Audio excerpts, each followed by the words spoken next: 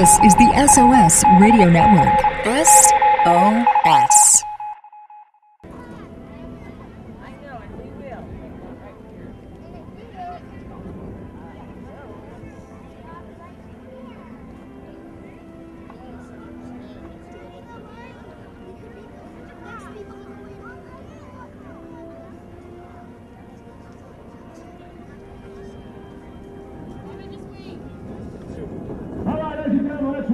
Back down the ground, she can hear you up there.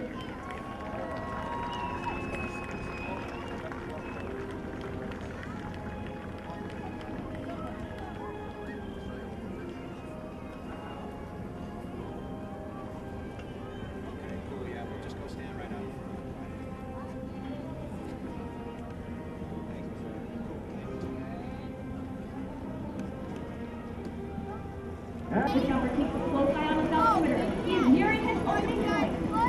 Watch the black gold canopy to his head.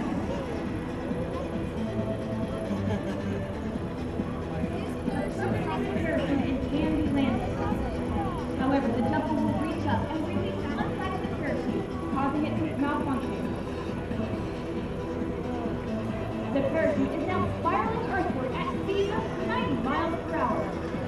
It would be impossible for the jumper to survive landing under this parachute. So he must release it completely, return to free fall, and open his main parachute. Ladies and gentlemen, there you have the high-flying black and gold of your United States Army parachute team, the Golden Knights.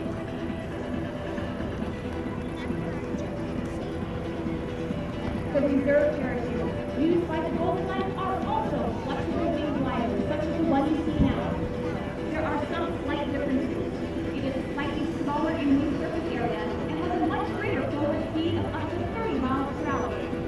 This enables the jumper to make it back into any tight situation, such as a downtown intersection or a major league stadium. Each jumper will repack his or her own main parachute. But the reserve parachute must be unpacked, inspected, and repacked every 180 days, whether it is used or not. The parachute that is floating earthward will be recovered, untangled, and hooked up to use again. If it does happen to float towards you, please do not attempt to retrieve it. Our recovery team is on its way. Ladies and gentlemen, as this jumper nears the target area, we may notice him pulling from a right and left steering line. This enables to land dead center on the target.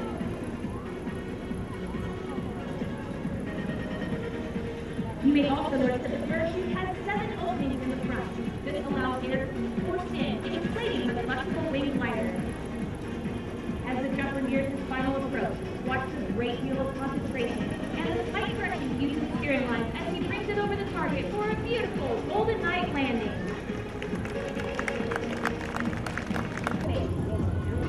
They use their arms, legs, and shoulders as flight control and have now put safety to the future formation. The formation continues to fall at 120 miles per hour. The team leader signals the break-off as 2 jumpers open their canopies higher than the rest. The base continues to fall and performs the bomb burst maneuver. They key on the team leader's movement for simultaneous opening. Ladies and gentlemen, there's the high black and gold of your United States Army parachute team, the Golden Knights. Now, ladies and gentlemen, these jumpers are facing a unique situation as the craft is jammed in the sky. They must first take vertical separation in order to allow for individual approaches into the target area. Once vertical separation is gained, these jumpers will set up a traffic pattern, much like you might see aircraft at the airport. Ladies and gentlemen, high overhead the first of the jumpers, you may notice these parachutes. It appears that they're become entangled, but this is not the case. These jumpers are performing a facet of the sport called canopy relative work, or for short, crew. Due to the advanced aerodynamic design of these ram air parachutes, one jumper can fly his parachute right up to the hands of another jumper without adversely affecting its flight characteristics. The top jumper will then slide down the bottom jumper's parachute line and even stand on his shoulders. The bottom jumper then reaches down in a 90 slope. The top jumper is now in complete control of the formation. jumper, who is the navigator, will read altitude readings to the pilot.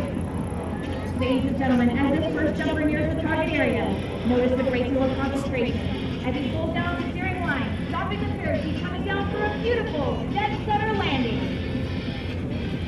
Forward, releasing his rate of descent. The parachutes used by the Golden Knights are flexible wing gliders. Constructed of a lightweight ripstop nylon, these parachutes have an inherent forward airspeed of 22 miles per hour. To turn left, the jumper simply pulls down on the left steering line. To turn right, the jumper pulls down on the right steering line. As the jumper is near the ground, you will see them pull down on both steering lines simultaneously for the safest and softest possible landing. Ladies and gentlemen, once again, director attention high overhead. The bottom jumper has pulled down the state flag as the top jumper simply spirals in order to get the formation closer to the ground. Unlike free fall, vocal commands can be heard and the jumpers can speak to each other just like you and I here on the ground. It is the job of the bottom jumper to read altitude readings to the pilot and also let the pilot know if there are any obstacles and tell him about what the winds are like on the ground.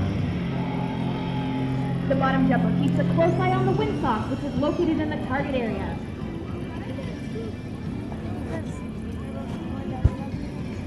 As the jumper is near the ground, listen carefully for the command ready brake. The bottom jumper will tell the top jumper when to kick its feet out of the bottom jumper's riser. If you thought landing one parachute was hard, watch as the pilot brings this formation into the target area. They keep a close eye on the windsock and prepare to break the formation. And there's 1, 2 beautiful Golden Knight landings.